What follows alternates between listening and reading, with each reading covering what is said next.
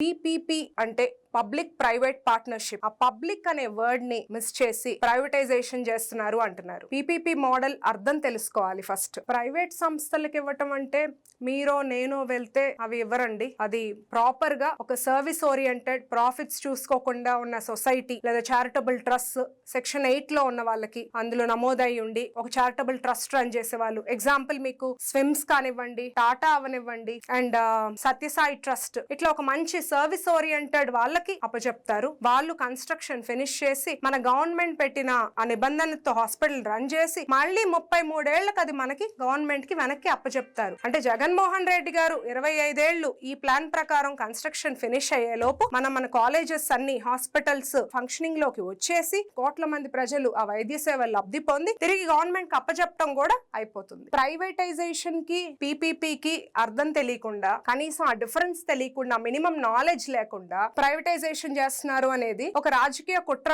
లాగా చూడొచ్చు మనము.